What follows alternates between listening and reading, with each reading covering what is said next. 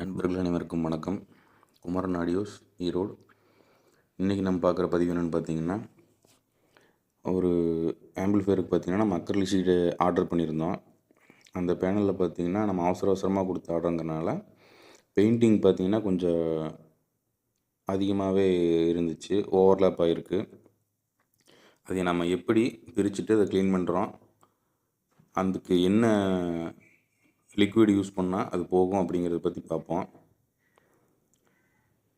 First பார்த்தீங்கன்னா தின்னர்லேயே இது பார்த்தீங்கன்னா டென்சிட்டி கம்மியானது, அதை யூஸ் பண்ணி நம்ம க்ளீன் பண்ணி பார்க்குறோம். இந்த தின்னருக்கு பார்த்திங்கன்னா அது போகலை. இதுக்கு பதிலாக நம்மக்கிட்ட என்சி தின்னர் இருந்தால் யூஸ் பண்ணலாம். என்சி தின்னர் யூஸ் பண்ணோம்னா வேலை ஈஸியாக இருக்கும்.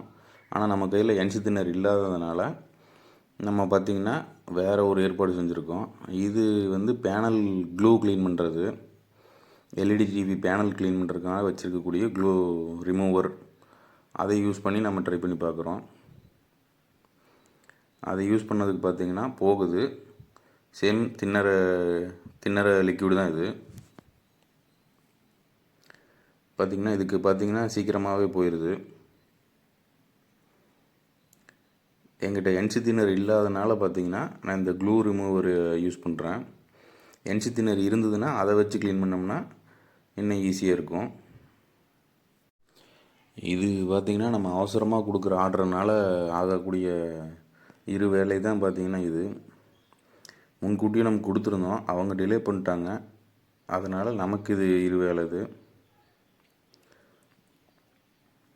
அதே மாதிரி ஒரே இடத்துல பார்த்திங்கன்னா ரொம்ப நேரம் நம்ம இதை லிக்விடை வச்சு தேய்ச்சிக்கிட்டே இருந்தோம் அப்படின்னா அந்த மேலே கூடிய கருப்பு கலரும் பார்த்திங்கன்னா ரிமூவ் ஆக ஆரம்பிச்சிடும். மெதுவாக விட்டு விட்டு தேய்ச்சோம்னா தான் இது கரெக்டாக ரிமூவ் ஆகும்.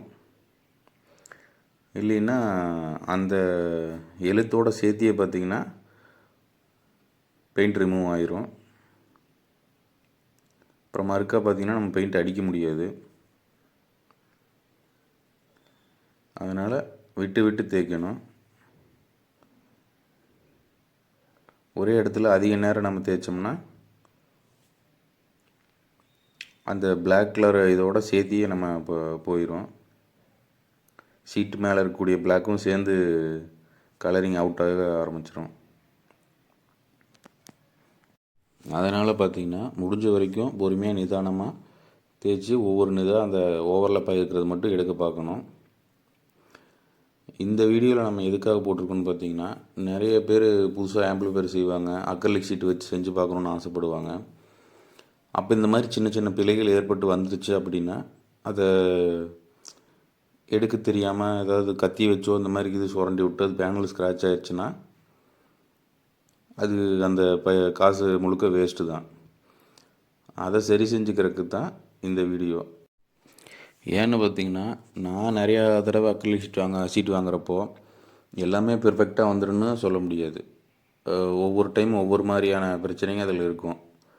அக்ரிலிக் ஷீட் மட்டும் இல்லை, ஏதாவது பொருள் வாங்குறப்போ காம்பனன்ட்ஸ் வாங்குறப்போ அதுலேயும் பார்த்திங்கன்னா ஏதோ ஒன்று ஒரு ஃபெட்டு வாங்கிட்டு வந்தோம்னாலும் அதில் பார்த்திங்கன்னா ஏதோ ஒரு சின்ன இது இருக்கும். நான் முன்னாடியே செக் பண்ணிவிட்டு அதுக்கு போட்டுக்கிறது தான்.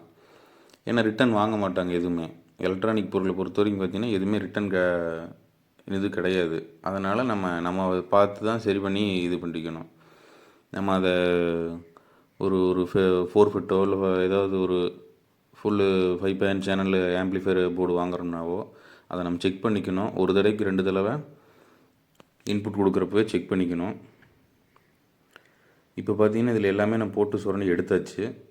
அதுக்கடுத்து பார்த்திங்கன்னா அந்த வடன்னு இருக்கிறது இந்த இதெல்லாம் துடைக்கிறதுக்காக நான் ஐபிஐ யூஸ் பண்ணியிருக்கேன். ஐபிஐ லிக்விடு இது பார்த்திங்கன்னா ஃபோன் பேனலு, எல்இடி டிஸ்பிளே மேலே துடைக்கிறதுக்கு இதுக்கெல்லாம் யூஸ் பண்ணலாம். இந்த லிக்விட் இருந்தால் யூஸ் பண்ணுங்கள். நம்ம அதை போட்டு துடைச்சிட்டோம்னா மேலே நம்ம அந்த தின்னரோட அந்த வடன்னு இருக்கிறது இதெல்லாம் பார்த்திங்கன்னா இருக்காது. அதுக்காக நான் ஐபிஐ யூஸ் பண்ணியிருக்கேன்.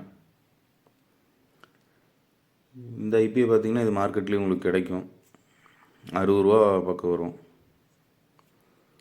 நீங்கள் இந்த க்ளூ ரிமூவர் யூஸ் பண்ணுறதுக்கு பதிலாக முடிஞ்ச வரைக்கும் என்சி தின்னரே யூஸ் பண்ணுங்கள். இப்போ அதை பார்த்திங்கன்னா நம்ம க்ளீன் பண்ணியாச்சு. க்ளீன் பண்ணிட்டு அடுத்து நாபில் இருக்கக்கூடிய ஸ்டிக்கரை ரிமூவ் பண்ணிட்டு நம்ம அதை யூஸ் பண்ணிக்கிறோம். இந்த நாம்பளையும் பார்த்திங்கனாவே ஒவ்வொரு டைம் பார்த்திங்கன்னா ஒவ்வொரு சின்ன சின்ன பிசிறு மாதிரி ஏதோ ஒன்று இருக்கும். அது நம்ம சுற்றுறப்போ போய் ஸ்டக் ஆகும். அந்த மாதிரி இருக்கும். அது என்ன பொறுமையாக பார்த்துட்டு அதுக்கப்புறம் யூஸ் பண்ணோம்னா எந்த பொருளுமே வேஸ்ட் ஆகாது. அவ்வளவுதான் நண்பர்களே. இந்த வீடியோ உங்களுக்கு பயனுள்ளதாக இருந்துச்சுன்னா லைக் பண்ணுங்கள். வேறு எதுவும் வீடியோ வேணுன்னா கமெண்ட் பண்ணுங்கள். நன்றி, வணக்கம்.